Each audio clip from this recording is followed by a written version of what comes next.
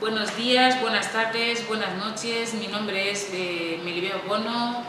Me corresponde pronunciar la última conferencia que encaja dentro de una serie de conferencias que se ha organizado. Luego ya iré explicando de qué va todo eso. Pero me gustaría empezar hablando de Guinea Ecuatorial, ¿no? Cada vez que pronuncio una conferencia fuera de Guinea Ecuatorial o participo en una conferencia sobre Guinea Ecuatorial pronunciada por algún colega, alguna colega, etc., el público reacciona de diferentes maneras, ¿no? La primera manera suele ser que cuando dices la palabra o cuando alguien pronuncia la palabra Guinea Ecuatorial, todo el mundo se queda mirando diciendo Guinea Ecuatorial, ¿eh? No, el conferenciante, la conferenciante no percibe esa interactividad en el momento de empezar a hablar y todo lo demás. Es las razones por las que elegí participar en ese espacio de conferencias y tal. Entonces, tres términos son los que hacen que las personas en un auditorio, en un espacio, reconozcan qué es Guinea. El primer aspecto que siempre se le ocurre cuando se habla de Guinea en un espacio público suele ser hablar de su pasado colonial, excolonial, quiero decir. Guinea Ecuatorial, excolonia española. Entonces desde ese momento la gente ya se va situando, ¿no? Primero sitúan a España, luego de repente se les ocurre la idea de que, bueno, España fue en algún momento un país con diferentes territorios colonizados por ahí, ¿no?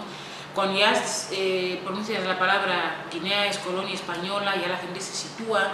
El otro término que sitúa a la gente en Guinea Ecuatorial es el petróleo. Guinea Ecuatorial, petróleo, automáticamente la gente ya se hace la idea y, Guinea Ecuatorial, el petróleo, Kuwait de África, todo lo demás, tal, su Producto Interior Bruto, etcétera, en fin. Esa es el segundo aspecto, ¿no?, que hace que el público reconozca qué es Guinea y dónde está. El tercer aspecto suele ser dictadura. Guinea Ecuatorial, dictadura. Automáticamente relacionan dictadura, Obiang y Macías. Son esos tres aspectos los que sitúan a cualquier persona que se encuentra fuera de Guinea sobre una conferencia que aborda algún tema que tiene que ver con Guinea Ecuatorial. En otras ocasiones, cuando una persona, por ejemplo en mi caso, me pongo directamente a hablar sobre el tema, alguien levanta la mano y pregunta, ¿Guinea Ecuatorial dónde está? O si no levantan la mano, de repente te das cuenta de que la gente automáticamente coge su teléfono móvil y empieza a buscar información, ¿no? Y no hay una cosa más patética y un poco descontextualizada que hablarle a un público amplio y darte cuenta de que todo el mundo está en el teléfono, ¿no? Entonces suele ser momentos en los que tú dices, pero estoy aquí, no estoy aquí, etc. Bien. Entonces, eso ocurre en toda parte del mundo y ese fenómeno despertó mi curiosidad. Entonces empecé a buscar las razones de por qué Guinea es un país desconocido y por qué esos estereotipos, excolonia, dictadura, petróleo, son los que promueven que se conozca a Guinea dentro, bueno, fuera especialmente, ¿no? Fuera de las fronteras, ¿no? Empecé a buscar información y la verdad es que los grandes países del mundo que tienen una historia, una identidad, una fortaleza, ocurre porque esos países en algún momento le concedieron un lugar privilegiado al conocimiento, al pensamiento. Entonces los grandes pensadores, las grandes pensadoras, filósofos, escritores, etcétera, son las personas que dibujan los destinos de un país, ¿no? Dentro de la intelectualidad, hacen predicciones de qué es el país, lo definen, qué quieren, lo que puede el país llegar a ser, quiero decir, etcétera. Y me di cuenta de que de alguna manera los estereotipos que la gente, el conocimiento que la gente tiene de Guinea fuera, no tiene mucho que ver con sus pensadores, tiene que ver con otros fenómenos que no contribuyen mucho a que seamos un país visible. Pues en esa conferencia vamos a hablar de alguna de esas mentes, ¿no? Mentes privilegiadas de nuestro país que de alguna manera a través de la literatura, a través de los ensayos, a través de la creatividad, a través del arte, dibujan una Guinea posible, una Guinea que les gustaría que existiera, ¿no? Hemos elegido a dos escritores. El primero es Joaquín Bomillo Mechen, que es filólogo y periodista. El segundo es Maximiliano Nkogo, que es filólogo y experto en temas de seguridad social y riesgos laborales. Luego hemos elegido a una escritora que es María Anzue, escritora y periodista, ¿no? Estas tres mentes brillantes se erigen en sus escritos por un realismo social, ¿no? Por el realismo social, pero un realismo social desnudo. ¿Qué es el realismo social? Es una corriente de pensamiento que a través de la literatura se centra en la denuncia social y hace una descripción cruda de los problemas cotidianos y no maquillan la realidad, lo cuentan tal y como es. La idea que plantea cada escritor sobre Guinea Ecuatorial es la clave que marca el título de esa conferencia, y el título es Guinea Ecuatorial no tiene nombre, identidad ni historia. Ese es el título. Guinea Ecuatorial no tiene nombre, identidad ni historia. Es una oportunidad que el curso Civilización Africana me ha ofrecido. Estoy muy agradecida, muy contenta. Y que hemos tenido que hacer en línea porque la COVID, ya hace mucho que no sabemos si es la COVID o el COVID, pero podría ser la COVID porque es una pandemia, ha llegado al mundo, lo ha destrozado, mucha gente ha fallecido, mucha gente sigue muriéndose, nuestras vidas han cambiado y tenemos que trabajar en el mundo de la cultura, si acaso se le puede llamar trabajar, ¿no? Seguir intentándolo en línea, ¿no? Analizaremos las obras. En las obras veremos que se plantea la necesidad de concederle al pensamiento crítico y constructivo un lugar privilegiado en la sociedad guineana, para que nuestro país, para que nuestro entorno, para que lo que es Guinea Ecuatorial tenga una identidad, una historia y una especie de confort dentro, para la población de dentro y para el mundo internacional, ¿no? A día de hoy, las personas con mucha formación no están siendo visibilizadas, son personas que viven en completo aislamiento, en completa exclusión, y cuando esas personas están visibilizadas en los espacios, por ejemplo, políticos, la impresión y lo que transmiten es que ejercen una figura, son figuras decorativas, ¿no? Para transmitir una apariencia de normalidad, de integración, pero en el momento de ver cómo es el procedimiento administrativo, cómo son las políticas públicas, luego nos damos cuenta de que en el fondo las personas cultas, las personas intelectuales no tienen un lugar en el día a día del quehacer político y social de Guinea Ecuatorial. ¿Por qué? Mucha gente se preguntaría, ¿por qué ocurre eso en Guinea Ecuatorial? Yo creo que son dos motivos, ¿no? El primer motivo es que nuestras tradiciones étnicas, la herencia de la cultura política española, están fundamentadas en la gerontocracia. Es decir, se considera que una persona es sabia solo si es vieja. Entonces, hemos tenido un pasado histórico en el que el acceso a la educación fue dificultoso, de tal forma que mucha gente, por diferentes razones, por la pobreza del Estado y todo lo demás, no han tenido acceso a la formación superior. Quienes tienen formación superior, y pues las personas jóvenes que tienen ahora 40, 50 años, un poco menos, etcétera, y esas personas no tienen acceso a los lugares de decisión, y cuando tienen acceso son pura decoración, ¿no? Esa es la principal, una de las causas que puedo enumerar, y la segunda tiene que ver con las secuelas de la colonización. África negra está perdida, ¿no? en la búsqueda de identidad. En un mundo grande se siente pequeña, y esa perdición de África, ¿no? vista desde Guinea Ecuatorial se manifiesta en las personas negras, ¿no? En cómo se comportan las personas negras desde Guinea, bueno, también ocurre en muchas partes de África negra, dedican muchísimo tiempo en demostrar que son personas, que tienen estados, pero en demostrárselo a los blancos, no en crear un entorno que facilite que cualquier persona tenga derechos básicos y una vida social desarrollada, íntegra, etc.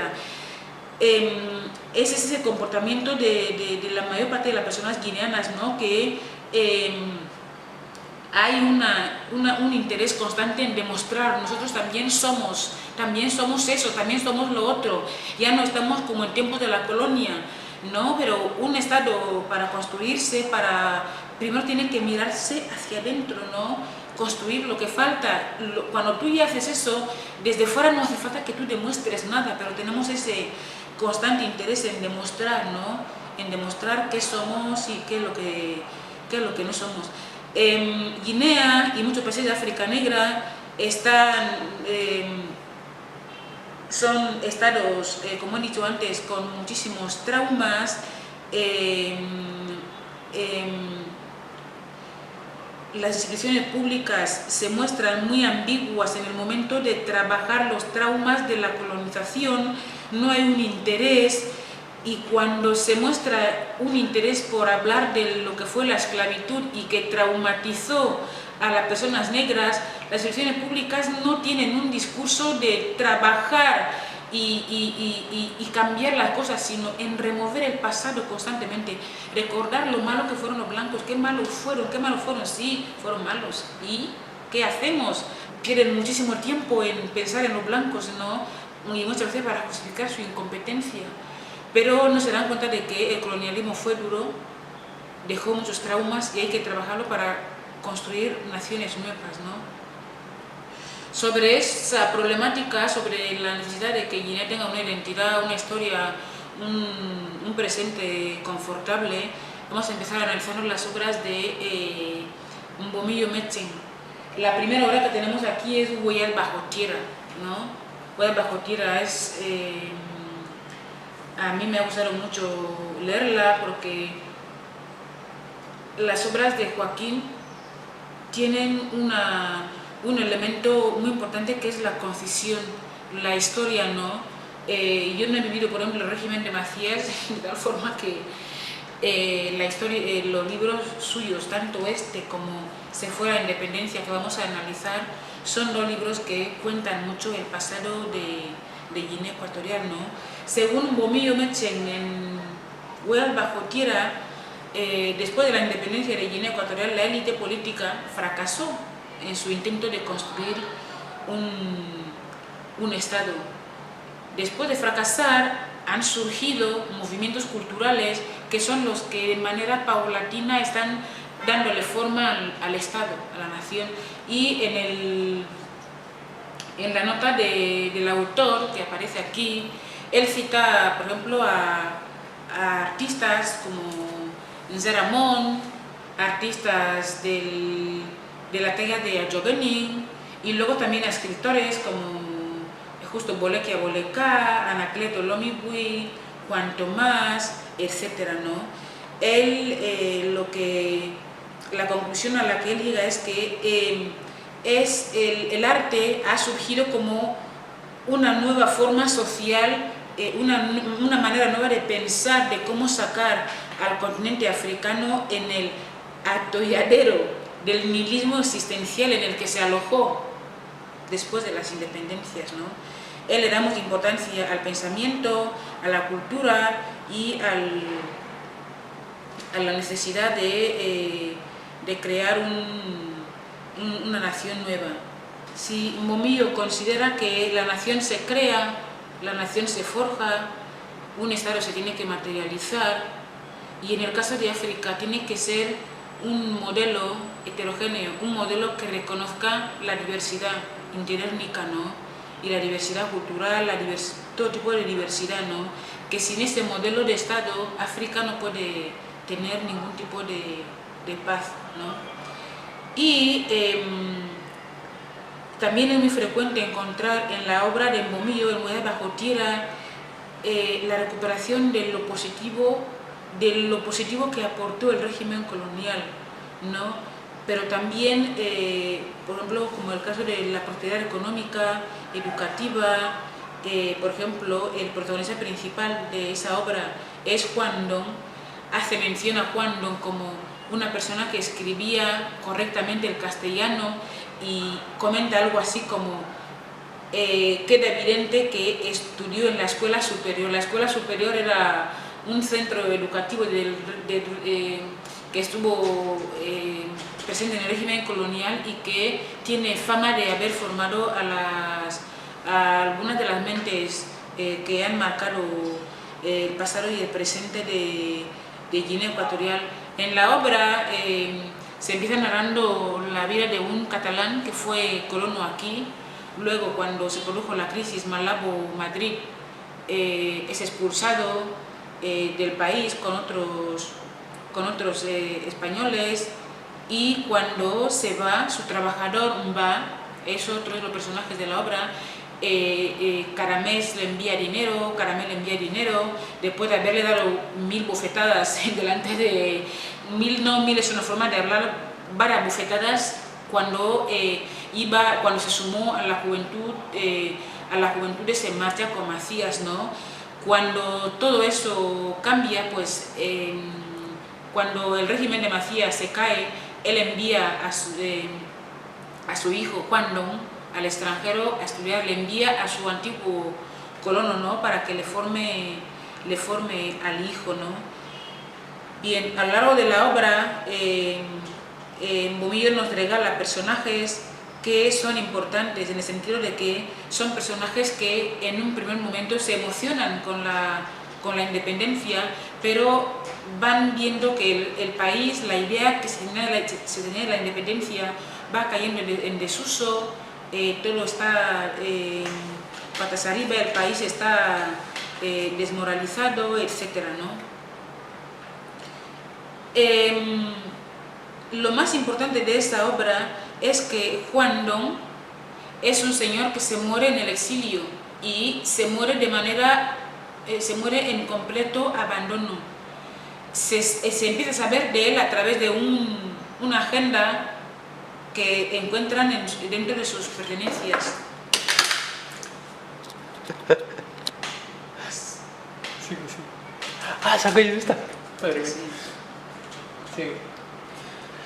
A través de una agenda que encuentran dentro de sus pertenencias. Esa agenda es la que recoge un listado amplio de todas las personas con formación alta que fueron asesinadas durante el régimen de Macías. Juan Dong era profesor. Cuando le vienen a detener, un coche patrulla aparca en las afueras. Cuando él ve ese coche y se hace la idea de que le vienen a detener a él, lo primero que esconde dentro de la casa es un libro. Porque él sabía que si encontraban un libro dentro de su casa, eso era un delito, ¿no? Aún así, pues le llevan preso. Es un hombre que durante todo el transcurso de la detención, su encarcelamiento en la cárcel modelo de Bata, él va recordando cómo era la escuela en aquel momento, ¿no? Y se preocupa de que la asignatura principal tenía como nombre la formación política, que era en otro momento adoctrinar al estudiantado sobre todo lo que había hecho o no había hecho Macías, pero todo lo positivo y todo lo malo que fue el régimen anterior.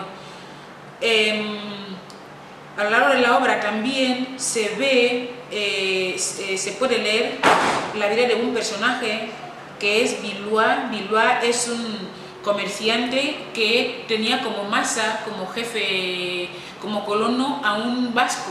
Entonces el vasco durante la etapa colonial le insiste en decirle que no aprenda el castellano, porque si aprende el castellano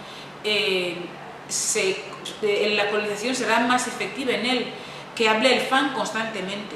Entonces es una persona que que la colonización no llega del todo, ¿no? Que mantiene de alguna manera ese rasgo de africanidad y todo. Entonces, cuando llega la independencia, le tienen que convencer de que, oye, eso ya no es territorio blanco, eso es territorio negro, ¿no?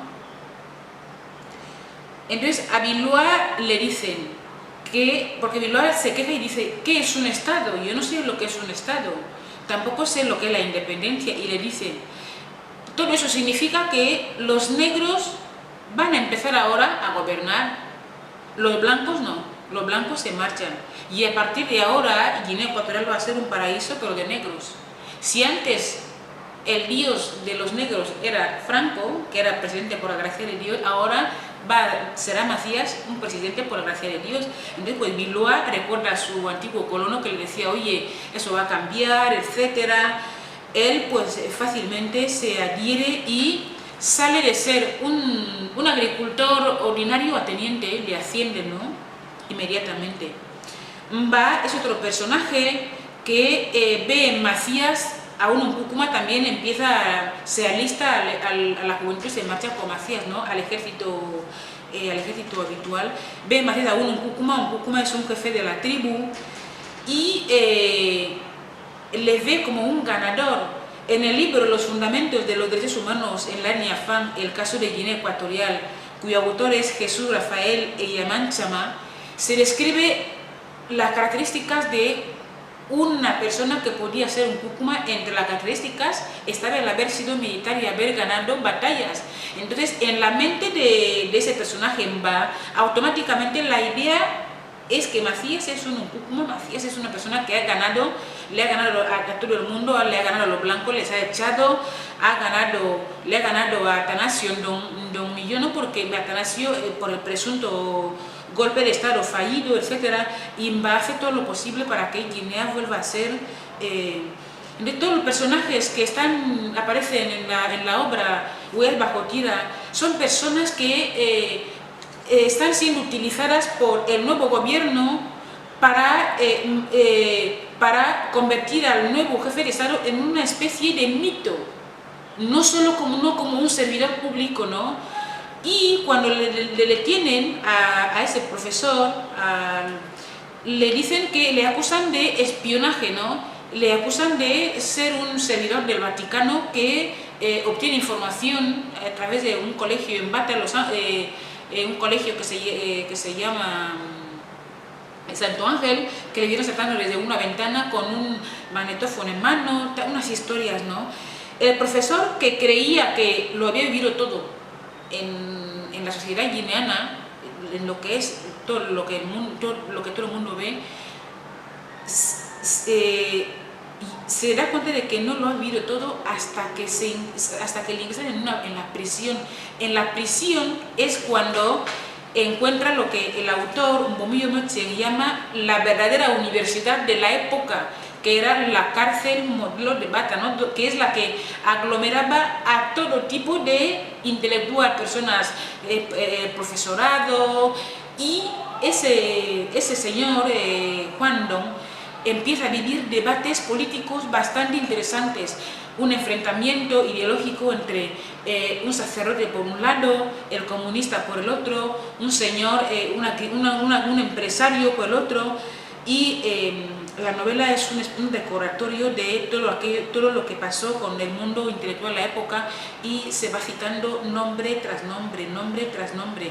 Es muy importante para la gente que no hemos vivido esa época y que necesitamos formarnos en todo eso. También cuando se asesina al comunista, dentro de la obra aparece un personaje comunista, se muere pronunciando nombres importantes como Nasser de Egipto, Nkrumah de Ghana y Lumumba, ¿no? Juan Zue fallece, Juan Dong, perdón, el personaje principal fallece solo, abandonado, enamorado de una África arcaica, no se encuentra a sí mismo en Toulouse, vive una soledad muy grande, ha estudiado en una universidad de élite en Francia, pero aún así está agarrado, ¿no? a sus tradiciones, a a esa pelea, ¿no?, en la que vive Guinea Ecuatorial, esa tensión entre tradición y modernidad. Luego, cuando en la obra se define al Estado guineano, hay términos que son de novela, pero que dan a entender muchas cosas. Cuando el dueño de la tierra, el dueño de la finca, la finca, ¿no?, en la que se entierra a Juan Don, antes de morirse, le preguntan, oye, ¿quieres que visitemos a tu embajada? Él contesta que no hace falta porque nada cambiaría, ¿no? Es una forma de describir cómo ese intelectual guineano percibía lo que era el Estado, ¿no?, en aquel momento. Fallece como una apátrida, como una persona sin país, y ese libro, La muerte de Juan Don, conecta con Se fue la independencia. Huel bajo tierra es un recorrido de lo que fue Guinea después de la independencia, pero el otro, Se fue la independencia, es un recorrido de toda África. ¿Qué ocurrió sobre todo en África negra, ¿no?, cuando se conceden las independencias? El libro, he rescatado algunas frases que me parecen importantes. Nos ha salido todo tan bien que el futuro estremece. Saturnino y Bongo, página 34 de Se fue la independencia. Esa frase es, para mí, lo máximo. Y así comienza la redacción. El libro es un ensayo, es como un testimonio que hace el autor sobre ese periodo histórico que es casi desconocido, ¿no?, para gran parte de la población, sobre todo la gente que no vivimos aquella época, ¿no? Y dice en Mbomío así como llegó la independencia a Guinea Ecuatorial, como hijo único, divino y maldito, también se fue de Guinea. Bien, otra frase. Guinea nació solo, tambaleando, sin amuletos, sin guía, sin rumbo fijo, sin norte ni sur, sin vela ni ancha, un miliciano con una sola realidad, la lucha por el poder. Es decir, para Mbomío, la única fuerza que mantiene el Estado guineano es que la gente lucha por el poder, se pelea por el poder.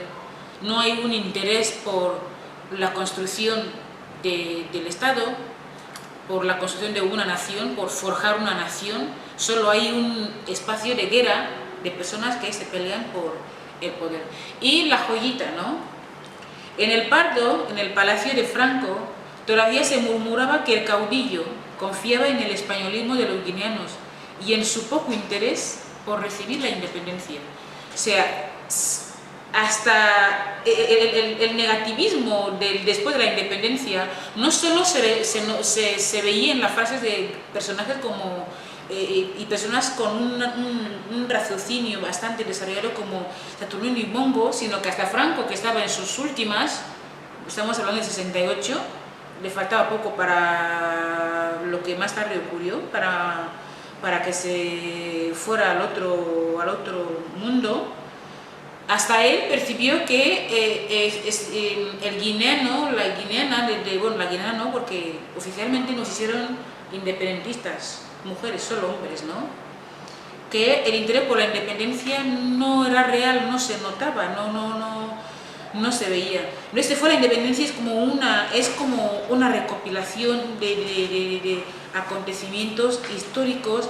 El hilo de la historia, en vez de un muchacho que se va a España y luego a Francia, estudia en la Sorbona, no, es una muchacha. El hilo de la historia, la personaje principal es Malengue. Malengue es una chica que lleva una vida aparentemente feliz antes de la independencia, y todo se va desmoronando cuando llega la independencia.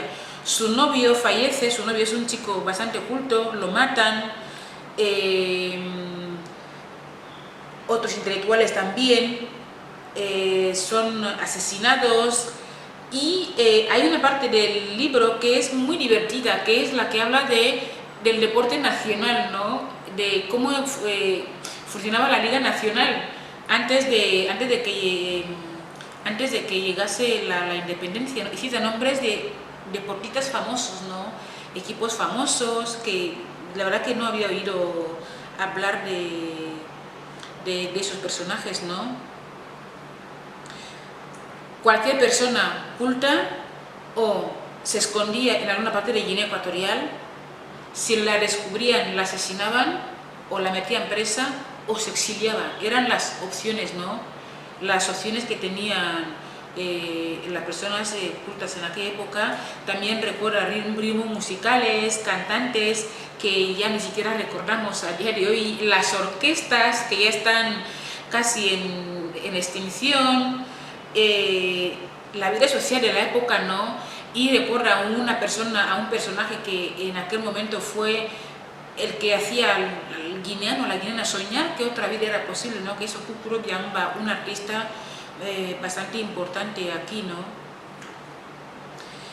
En el segundo capítulo ya habla de la Guinea que recibe delegaciones de otros países africanos, ¿no? Que se vienen a Guinea visita a otros países, pero cuando las delegaciones guineanas se van a otros países se encuentran muertes, golpes de estado, todo, o sea, todo horroroso, no había intermediario. Si se iban a un país como una comisión encontraban o al nuevo presidente elegido lo habían metido preso y otro grupo había recuperado el poder, etcétera. Y luego va hablando también de los logros de la herencia colonial, por ejemplo, el agua, el acceso al agua, los avances en la luz eléctrica, por ejemplo, la lucha contra enfermedades que a día de hoy siguen existiendo, ¿no? Como la tuberculosis, la lepra, que ya se estaban trabajando ya desde aquel momento.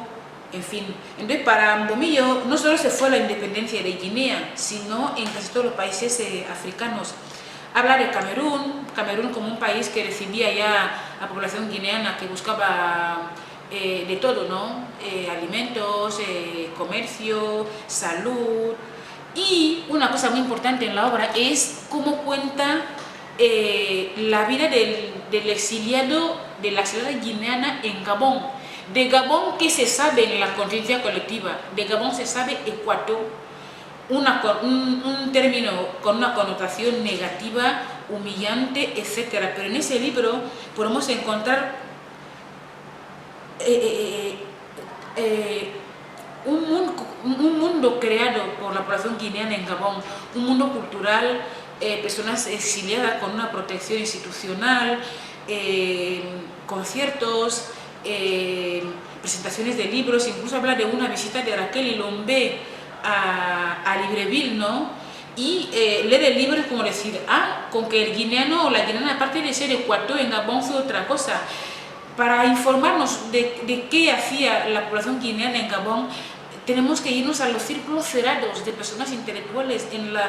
Abiertamente no se habla de eso. Abiertamente en las canciones, en el folclore, etcétera, se habla del guineano, la guineana humillada en tierra gabonesa, y eso ha dado lugar a muchos brotes de xenofobia, ¿no?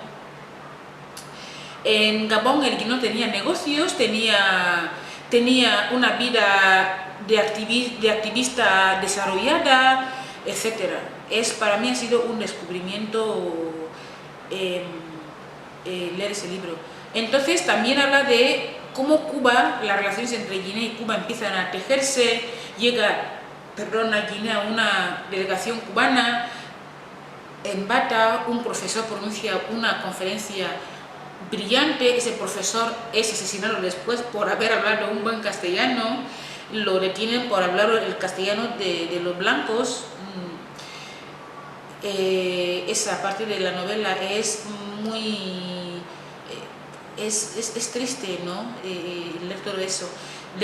Malengue, la protagonista, enseguida huye de Guinea y se va a Gabón, y lo primero que se encuentra en Gabón es una red de trata de mujeres y termina cayéndose en la red de trata. Es una adolescente, cae en una red de prostitución, pero no una prostitución tradicional de estás en un prostíbulo, prestas servicios, no.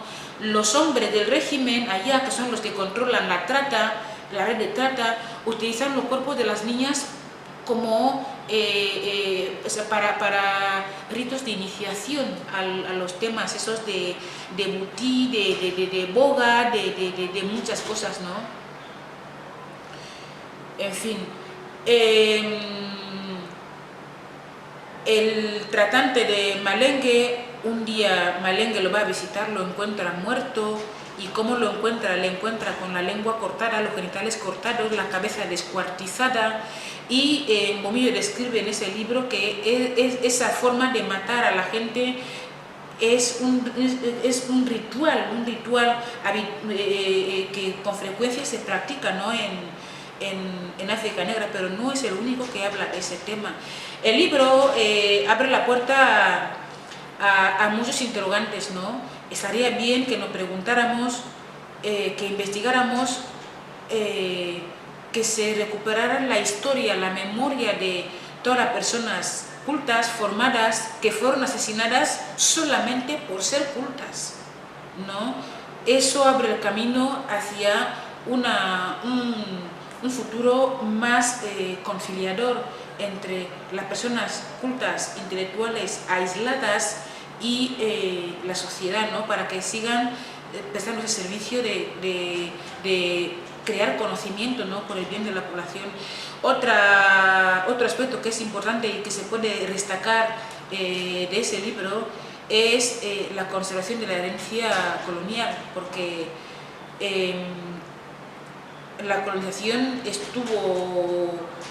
fue un drama, pero hay alguna cosa que creo que de ese tema hablaremos un poco más abajo.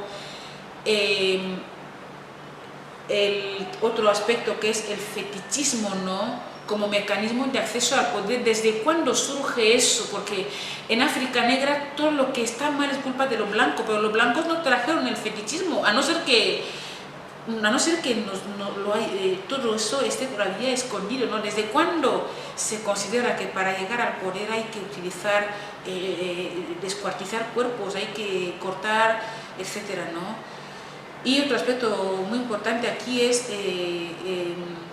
que creo que hay que destacar es que las personas negras de África Negra que tomen conciencia de que son personas, ¿no? En el libro parece que no. Bien, el siguiente escritor es Maximiliano Mkogo. Hemos encontrado 2 obras suyas que son importantes. Primero vamos a hablar de Nambula, publicado en el 2006. Pues Nambula es el título que eligió el autor, pero después de leer varias veces la obra, yo lo titularía Sobre la marcha. Sobre la marcha, ¿por qué? Porque el funcionamiento de ese pequeño estado no tiene por dónde agarrarse. ¿A qué me refiero? Me refiero a que no hay plan, no hay proyecto, no hay programa, todo funciona al azar, sobre la marcha, ¿no?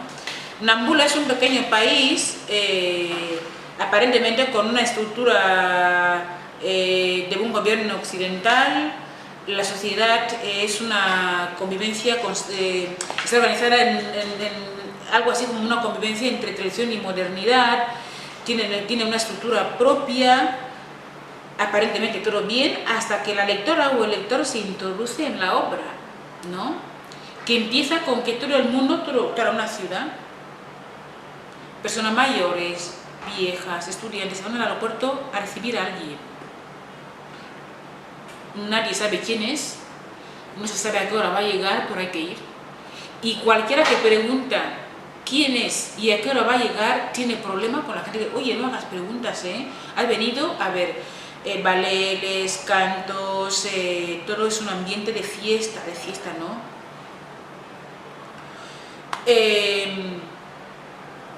Una frase muy importante que he sacado de la obra es: Nambula es nuestro país y lo seguirá siendo, y al igual que ellos, en los suyos, nosotros hacemos en el nuestro lo que nos da la gana. La definición de lo que es el Estado para un miembro del gobierno de ese país, ¿no? Nambula. Bien.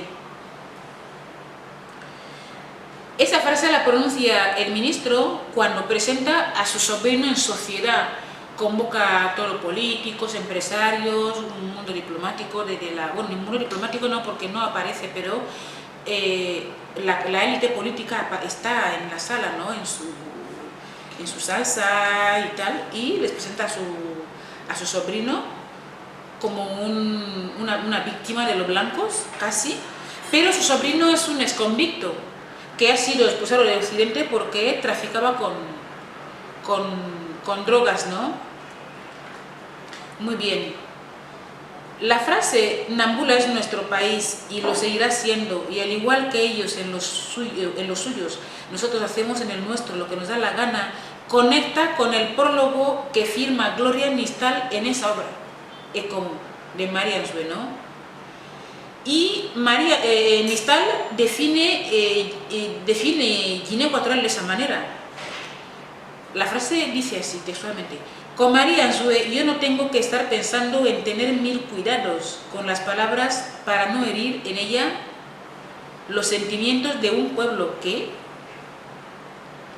aunque es independiente, tiene todavía complejos y dejes, o bien de sumisión por su pasado reciente, o bien de arrogancia por su presente vertiginosamente enriquecido, y emplea demasiado tiempo haciendo frecuentes escorzos y ultracorrecciones para demostrar una soberanía bien reconocida en el concierto de las naciones. Bien, volviendo a la obra, desde el momento en que el sobrino es presentado en sociedad, en la reunión se crea un cargo para él, sobre la marcha, y el cargo es supervisor general encargado de misiones. El cargo no tiene ni pies ni cabeza, no tiene competencias y nada, se festeja el cargo, etcétera, y el sobrino, para ya pertenecer a la élite política, le dicen: oye, no basta con eso. Ahora, lo que vamos a comentar ahora conecta con las obras con la obra de Joaquín Mumillo, Se fue a la independencia, donde habla de prácticas de iniciación en política, ¿no? Donde el tratante, que también miembro de gobierno en Gabón, con frecuencia lleva a cabo prácticas brujeriles y de otras historias para mantenerse en el poder, ¿no? Al sobrino, le llevan a un lugar de noche y tiene que desnudarse en una sala oscura. Desde lejos ve una cabeza de cabra con cuernos alargados, le rodean decenas de personas encapuchadas, en el suelo ve gotas de sangre, escucha el cantar de un gato, ve a personas con cuchillos afilados. Después de que le muestran todo ese entramado en mi opinión, de incoherencias, de decirle: oye, ahora ya perteneces a la élite por haber venido a ese lugar, le dicen: oye, pida todo lo que tú quieras, que a partir de ahora, como ya eres de los nuestros, lo tendrás. Y él no pide sabiduría para gobernar, porque se supone que ya es miembro del gobierno, no. Pide lo siguiente: permanecer en el cargo hasta la muerte. Si no es ese cargo, es otro. 1. Influencia ilimitada. 2. Dinero abundante. 3. Mujeres para morir. 4. Y vehículos. Son los elementos que elige el nuevo integrante en la élite política, ¿no? Nampula es una anarquía en su funcionamiento. Su principal protagonista no asiste regularmente al trabajo, pero quiere que todos los subordinados, todas las personas que están bajo su responsabilidad lo hagan. No sabe cuál es su trabajo realmente y solamente tiene en la mente lo que le dijo su tío. El consejo fue, desde un primer momento: aprovecha cualquier oportunidad de ganar dinero. Y él lo que hace es ganar dinero, ¿no? Su día a día es el nepotismo. Al día siguiente de tomar posesión en su antesala, llegan familiares con todo tipo de favores, algunos porque quieren dinero, otros porque iniciaron un proceso judicial, pero que la sentencia, a pesar de que tienen razón, está a favor de no sé quién. Oye, eres mi sobrino, se me ha el viento se ha llevado mi tejado, etcétera, y él se siente agobiado, ¿no? Abrumado. Todo va sobre la marcha, cobra impuestos en todas partes, y cuando en algún momento le dicen, oye, ¿por qué haces todo eso? Y él dice lo siguiente, la frase, somos negros, por lo que somos pragmáticos. Los títulos, la universidad, al final, lo que cuenta es el dinero, lo otro no vale. Por eso creo que uno debe aprovechar cualquier oportunidad de dinero que se le presenta. Es una persona que vive sobre la marcha, mantiene relaciones sexuales con 2 hermanas, no cree que el VIH existe, etc.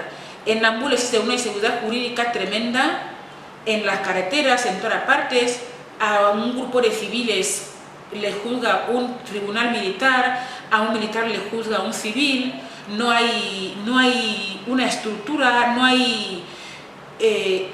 y uno de los consejos que él va regalándole a colegas que conoce por allí, tienen que ver con, oye, si tienes un título, no diría que tienes un título, hay que esconderlo. A los jefes no les gusta la gente con título, porque esos jefes creen que tú le vas a quitar el lugar en la élite política, ¿no? Maxi tiene una nueva obra, digo Maxi porque así se le llama en el mundo de los colegas, y la novela se titula Una defunción en bata, ¿no? Es esta la obra, 2019. La obra narra la historia de Antimo, un hombre intelectual que estudió en Europa, obtuvo varias licenciaturas, estudió sin beca como un guineano habitual, y fallece de repente. Y a partir de su muerte se empieza a narrar todo lo que ha tenido que vivir Antimo. Antimo es un intelectual, los problemas que rodean su muerte empiezan en el cementerio con el entierro, porque cuando fallece, un día antes del entierro, los políticos de la zona y las personas mayores se van a buscar al cura y le prohíben al cura que no tenga que no lleve agua bendita, ¿no? Y que no la distribuya, ¿no? Como suelen hacer los entierros, porque tienen planes de al día siguiente ir a recoger el cadáver de Antimo y consumirlo en el momento de llevar a cabo prácticas de iniciación a la élite política, ¿no? El sacerdote dice que eso no lo aprendió en la universidad, que no lo va a hacer al día siguiente, cuando llegue el momento del entierro, hace todo lo contrario de lo que le han dicho y le destituyen en el cargo los superiores. Cuando la élite política local se va a sus superiores, lo destituyen. Pues Celestino Moro Mangue, en el libro Ecie, las sectas y los clanes, una convivencia cruenta, considera que el proceso de aculturación implantado aquí por el régimen colonial no fue efectivo, de tal forma que el colono despreció todo lo que tenía que ver con las tradiciones étnicas guineanas, y a día de hoy el guineano, la guineana siguen siendo personas animistas, y tanto las religiones tradicionales como el cristiano-catolicismo conviven, pero esa convivencia no es pacífica, ¿no? Y esa tensión de la que habla Celso Moro en esta obra se ve en el momento de organizar la defunción, porque algunos hablan de decir misa en honor al muerto, los otros de hacer la defunción, pero nunca hay un acuerdo entre los hermanos, y esa falta de acuerdo refleja los diferentes mapas mentales, ¿no? de cada hermano. El hermano mayor es un hombre antiguo, que vive en el pueblo, antiguo no solamente en la edad, sino en la mentalidad. El otro hermano vive en Malabo, estudió fuera, el otro vive en Gabón, no le importa nada, que vino por accidente y quiere volver sin asumir ningún tipo de responsabilidad. Y en medio de todo está la viuda, a la que todos quieren quedarse de herencia, ¿no? No solamente los hermanos, está el sacerdote que también quiere quedarse en noviado con la mujer de su amigo, el sacerdote que estudió con Antimo en Europa. También está un señor Big Massa, que es el que representa en la novela lo que es el rico, ¿no? El típico rico de Guinea Ecuatorial, ¿no? Según los comentarios de la gente, ¿no? Y según lo que también vemos, es una persona con mucho dinero, que regala dinero por allí, ocupa un cargo, etcétera, pero están los rumores de que se ha casado 3 veces y ha sacrificado a las 3 esposas, ¿no? Es un hombre que está en contacto constante con las curanderías para mantenerse en el poder y todo eso. Antimo fue director general, luego lo echaron del trabajo y lo echaron de director general, pero siguió siendo funcionario, nunca tenía un trabajo que hacer, siempre estaba descansando, se sentía como un preso dentro de una oficina porque no había trabajo, solo veía que la gente llegaba en la mañana, firmaba, se iba, en la tarde regresaba para firmar, solo para justificar que han estado trabajando. Su salario nunca era estable, a veces le restaban dinero, otras veces cuando se iba a preguntar le respondían que no, que las órdenes vienen de arriba, y él preguntaba quién está arriba y no le daba ninguna respuesta, pues dejó de preguntar hasta que un día le dicen, oye, ¿te has dado cuenta de que tu situación no cambia y que duraste poco en el cargo? Dice, sí. Dicen, sí, porque tú no quisiste sacrificar a nadie, ni a tu esposa, ni a tu hija, ni a tu hijo, ¿no? En la obra se aborda el tema del acus. Acus es una práctica tradicional que es el maltrato a la viuda cuando fallece el marido. Esa historia se narra en el Comó al final de la obra, pero se narra con mucho más desarrollo en Herencia de Vindende, ¿no? Cuya autora es Melibea.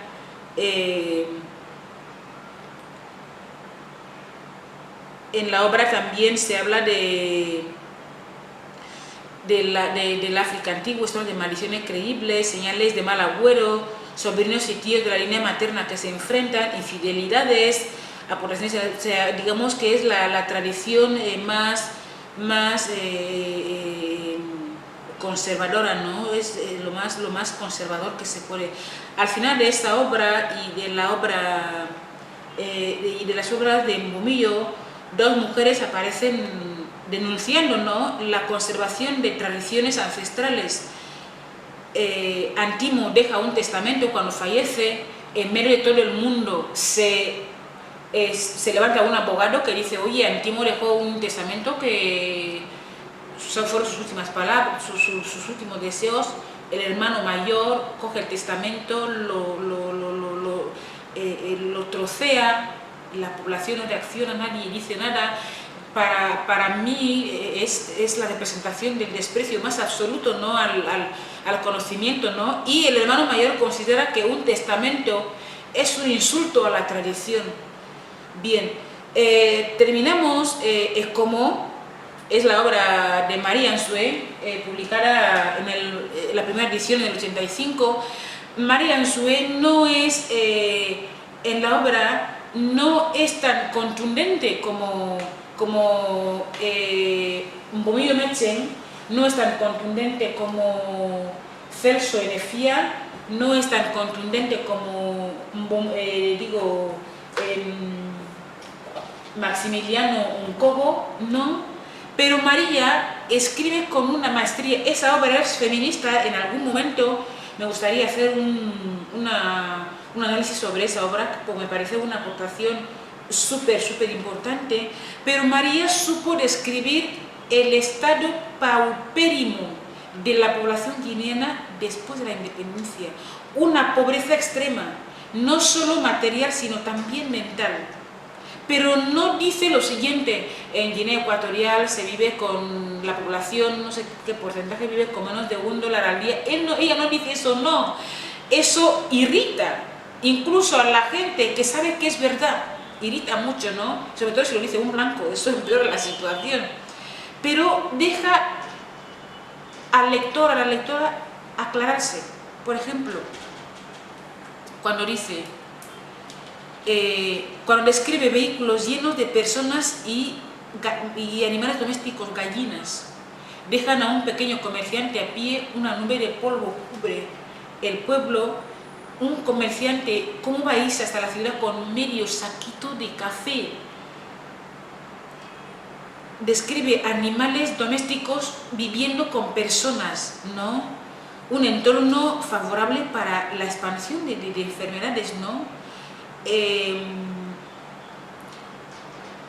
Frases como los hombres hablan, las mujeres callan, los jóvenes escuchan, es la descripción de la estratificación social fan, donde prima la edad y el género. No lo dice con las palabras específicas, pero es que lo dice todo. El pueblo, aquí es donde se ve cómo la pobreza mental del pueblo después de la independencia está presente. El pueblo se organiza a través de la comunicación con la naturaleza. Una lápida se asoma en el firmamento y vaticina la muerte de una persona, y todo el pueblo se mueve porque el firmamento ha dicho algo.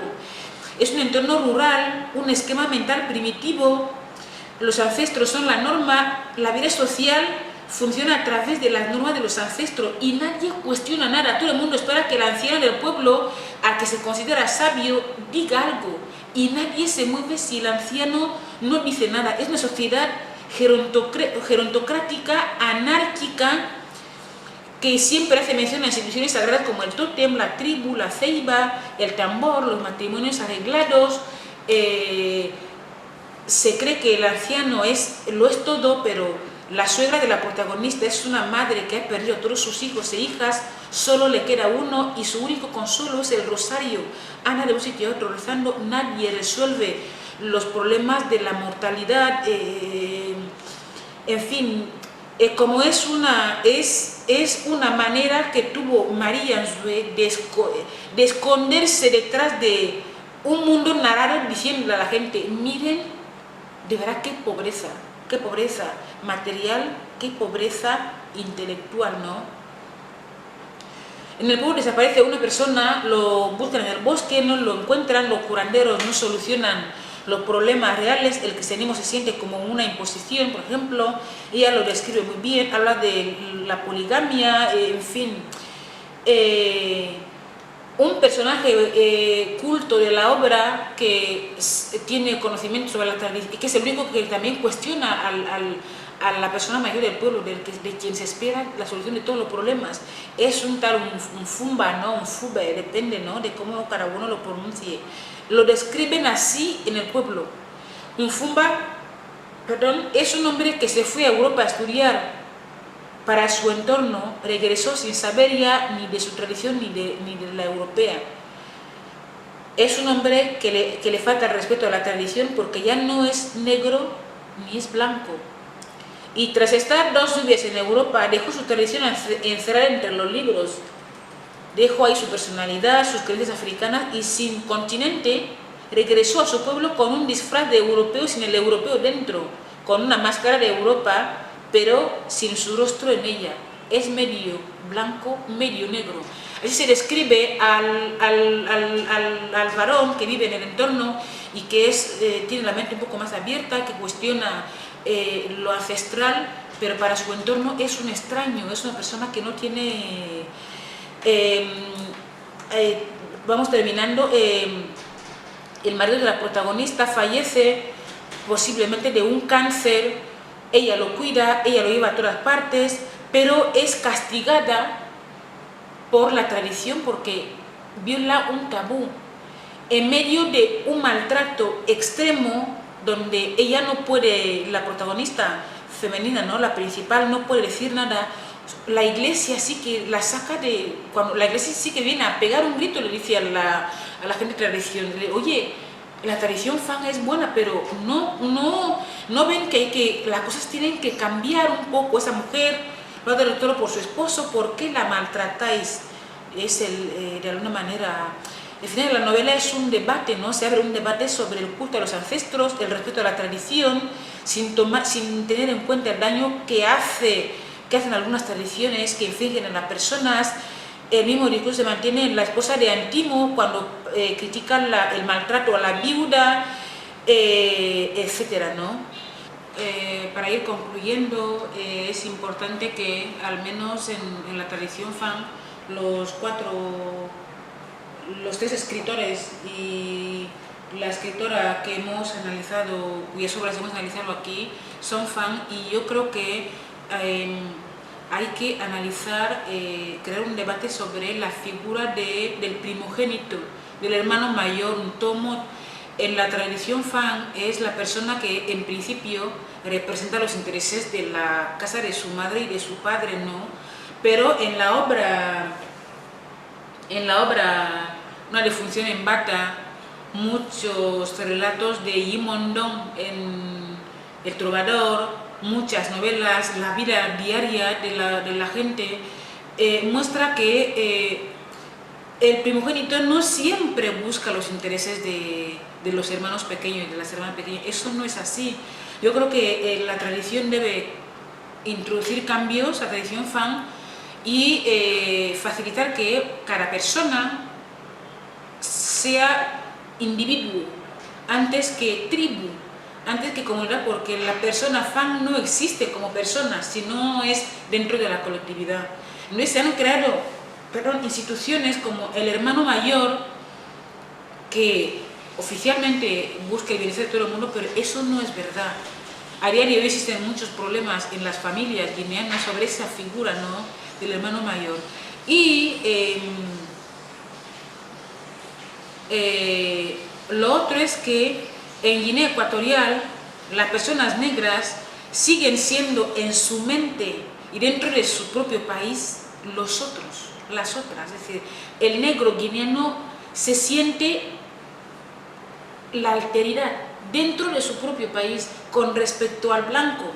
No se acaba de creer que el país es su país, tiene que cambiarlo, tiene que modernizarlo y tiene que hacerlo grande. No, esta alteridad, ese sentimiento del otro, fomentado por la colonización, fomentado por la gerontocracia, herencia de las tradiciones étnicas que tampoco ayudan a las personas jóvenes a ser independientes sin esa desconexión con lo ancestral, de alguna manera ahora con la pandemia del COVID ha sacado a relucir algunas debilidades, ¿no?, que creíamos superadas, ¿no? Al menos en mi caso, ¿no?, yo creía que habíamos superado ciertas cosas, ¿no?, que en la época de Macías ocurrían. Por ejemplo, cuando la declaración de personas, la declaración a individuos que no comulgan, por ejemplo, con lo oficial, como personas no gratas, y la idea de hay que expulsarlo, no sacarlo de aquí. Recuerdo que una vez, cuando el tema COVID estaba empezando a mover el mundo, un francés, que creo que era el seleccionador de algún equipo, hizo un comentario sobre el COVID, sobre la cantidad de personas que daban positivo. Fue una especie de... Sus declaraciones crearon una especie de rebelión social y todo el mundo decía, hay que expulsarlo, pero ¿expulsarlo por qué? Y no solamente ese caso, otros casos, ¿no?, de personas que extranjeras y blancas especialmente, que cuando hacen algún comentario sobre Guinea, la idea siempre es échenlo, que se vaya de aquí. Guinea existe en el mundo, no somos un país dentro del marco de las naciones, ¿no? ¿Por qué un guineano puede hacerle una crítica al gobierno español viviendo en España y no puede hacerle una crítica al gobierno guineano, a la sociedad guineana, un señor blanco de Rusia que vive en Guinea? ¿Por qué no? Eso ha creado la sensación de que las personas extranjeras vivan en Guinea con un cierto miedo, ¿no? Pero eso supongo que tiene que ver con ese sentimiento, esa identidad de alteridad, ¿no?, de sentirse el otro dentro de tu país, ¿no?, y no aceptar la crítica, ¿no?, el conocimiento como parte del desarrollo de las personas, ¿no?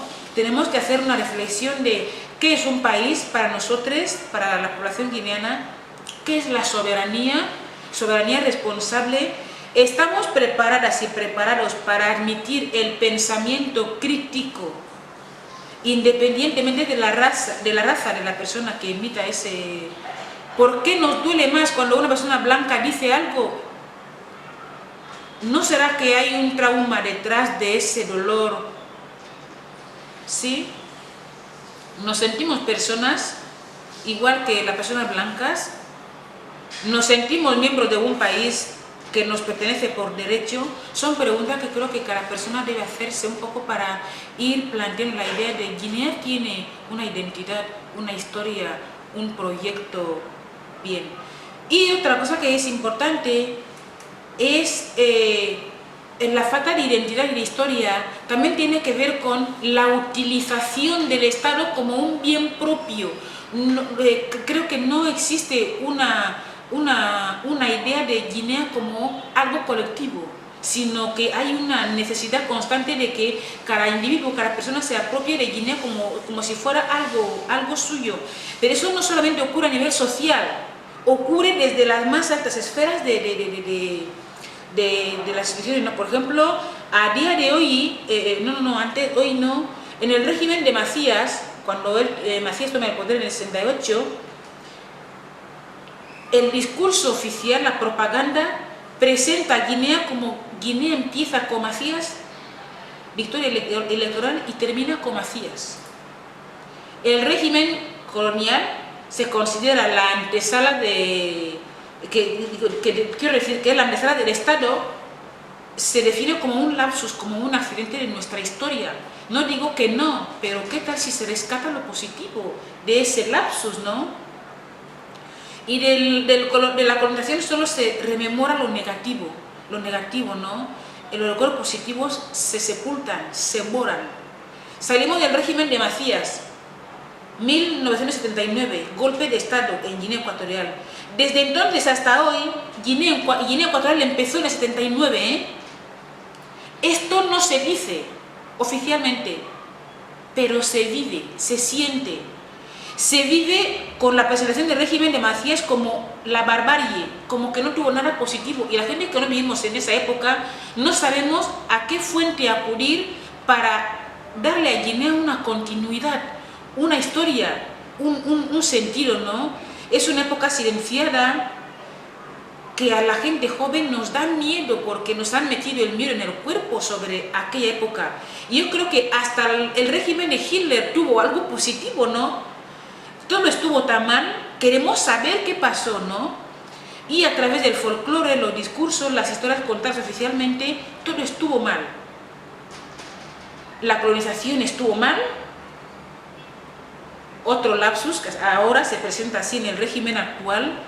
Y cuando se habla del régimen colonial, se habla en términos negativos, algo que leamos un libro de alguien que quiere coger un poco la historia, por ejemplo, como se fue a la independencia, o por ejemplo, el libro de María Anzué, cómo podemos encontrar algún rasgo que hable de lo positivo que trajo también la religión, ¿no? Que la religión es la que le pega un grito a la tradición, le dice, oye, a esa mujer deja de maltratarla porque se ha comportado bien. Entonces, pues, en el régimen actual, por ejemplo, como decía, la colonización se presenta como lo malo, todo lo malo del mundo, y lo que es Malabo Antigua, la ciudad de Malabo Antigua, ahora mismo es una edificación china. Se está sustituyendo todo lo que fue la edificación de Malabo tradicional de la colonia en algo chino. Es una transformación constante. China está de moda, vivimos en una Guinea china, pero un país sin historia no existe. Es un país vacío de contenido, es un país sin continuidad, es un país sin identidad, ¿no? El régimen colonial tampoco se distinguió de los dos que lo han sustituido, ¿no? Para el régimen colonial, los pueblos guineanos anteriores, las etnias, fueron la barbarie, ¿no? Los territorios españoles de Guinea empiezan con España. De tal forma que ese discurso de Guinea empieza conmigo ha existido desde que la colonia existió, Macías y el régimen actual. Cada gobierno, cada régimen nos presenta a Guinea Ecuatorial como yo soy Guinea, Guinea empieza conmigo, Guinea soy yo, y eso rompe todas las expectativas. Y al aislar al intelectual de ese mundo, de ese espacio en el que se cuece la construcción de la nación, en el que se cuece todo lo que es el Estado, lo que podría ser, lo que queremos que sea, al excluir a la intelectual en esos círculos, digamos que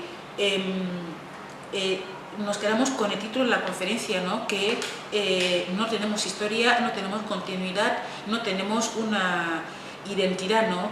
Y lo último es que cuando ya nos vamos a la Guinea precolonial, nos encontramos con que se habla de la pureza. Cuando éramos puros, los puros ndowes, los puros fang, los puros bubis. Cuando ya se habla de pureza, ya estamos caminando hacia el fascismo, ¿no? Y cuando se habla de ese pasado, se habla con mucha nostalgia, mucho recuerdo, mucha sensibilidad. No toques allí, eso no era así.